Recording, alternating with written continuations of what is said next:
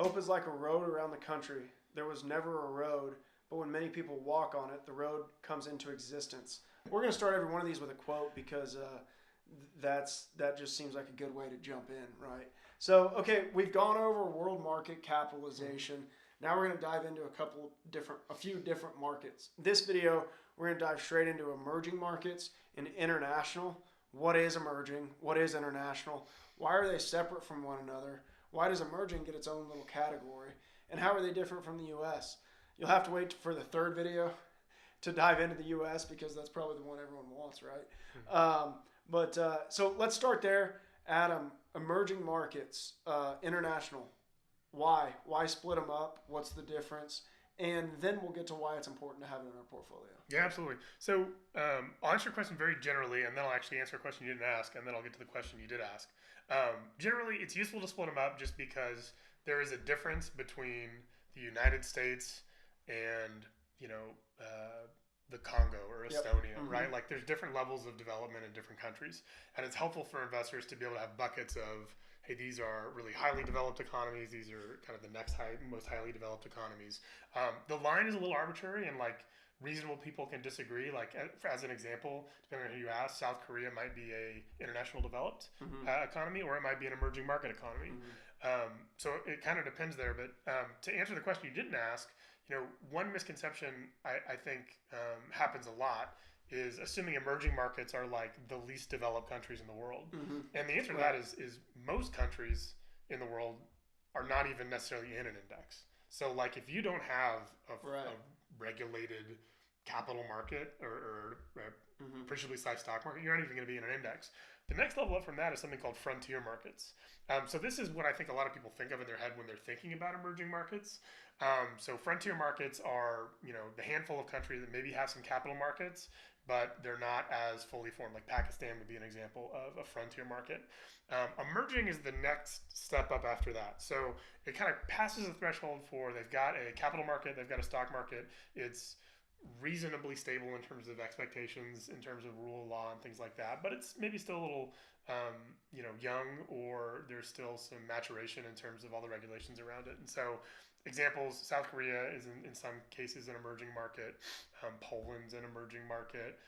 Israel in some situations has been classified as an emerging market. So those are some examples of Greece is an emerging market. Examples of countries that are emerging markets. So you've got to have a market, obviously. Yep. You do have to have some stable government regulation. Any other things that come to mind that are requirements to actually be considered as an emerging market? No, and like I said, I mean, it's a little bit like reasonable people can disagree type thing. So like South Korea is the example of that has been in and out of certain different classifications of emerging markets. It really depends. I guess what I would say is track record's a big one. It takes some time, stability over time to go from kind of emerging to international developed. But fundamentally, one example I bring up is, Taiwan is often lumped into emerging markets, and they have one of the most sophisticated chip manufacturing companies in the world. Taiwan Semiconductor produces, probably more chips than any other company in the world in terms of units and in terms of value.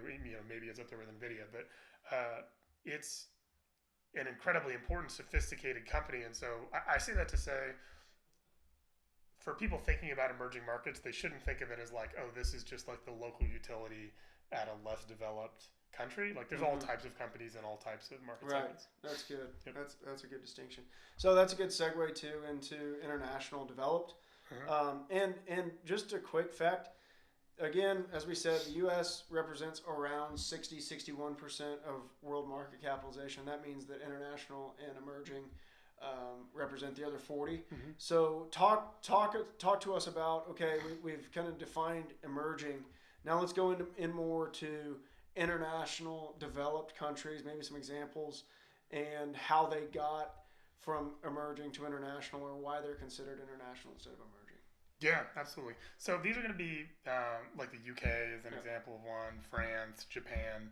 Typically these markets have been established and mature for decades. Mm-hmm. So, South Korea is a good example of thinking, South Korea actually in like the 1950s, I think had lower GDP per capita. That's a nerdy way to say it, but than North Korea, which is like a crazy thing to think about in your head, right? And so that's 70 years ago. And then at some point they crossed into like, they have capital markets. And now like you go to South Korea, you go to Seoul. I've never been to Seoul, but the capital of South Korea is like, it looks like Times Square. And there's plenty of very wealthy people in South Korea with like, high standard of living jobs. They've got pretty high GDP per capita. And so that's an example of one where, it's probably been that way in South Korea for a couple decades, I would say. They've been kind of like in parity with, like a UK or France or US in terms of kind of the legal structure and the market structure. And so, if you just started from scratch today, I think clearly South Korea would be a developed international, but it just takes some time demonstrating that you've got, big companies in a well-regulated capital market to be able to kind of move into that group. Yeah, that's good. It's always kind of shocked me that the UK represents like 4 to 6% of world market capitalization. I don't know why, but that's always come as a shock. That's good. And let's talk a little bit about before we wrap this video up. Let's talk a little bit about why do you want to own companies outside of the United States? Why do we want international and emerging exposure? Yeah, that's a good question. So, I go back to, a video we previously posted, I think last month, about, the starting place when you're thinking about investment allocations is you start with everything and then you build a case against some things and for other things. And so the starting point should be everything. And so that's the first reason why. And the reason we don't then kick all of those companies out, we do underweight emerging markets to some extent because of the newness of the markets. So we underweight those a little bit typically in client portfolios. But there's certain types of companies that are, and this gets a little bit into our U.S. Discussion, certain types of companies that are predominantly headquartered in the U.S., like major tech companies. We have an outsized share of the world's major tech companies in the U.S. If you look at international markets, you're going to have higher concentrations in energy, in mining, in utilities. And so by making a bet, that excludes international companies, you're kind of making a backdoor bet against certain types of industries, because there are certain types of industries that have to be closer to the population. Like a utility has to be closer to the population. A mining company typically is closer to the mining resources. The other point I would make though is it's not as clear cut as people think in their heads. My favorite example is, Apple is an example, U.S. headquartered company. Over 50% of its sales occur outside the U.S. Novo Nordisk is a pharmaceutical company headquartered, I believe, in Denmark, and so it would be considered an international developed company. It sells over 50% of its products to the U.S. Exactly. And so it's not necessarily true that international companies are reliant or primarily reliant on international markets in the same way that it's not necessarily true that U.S. companies are primarily reliant on U.S. markets. Right. So we really want to start with everything, and the international to U.S. distinction just isn't as important and isn't as definitive as I think people think of in their minds. It's a hard line to draw because that's a great example that you gave.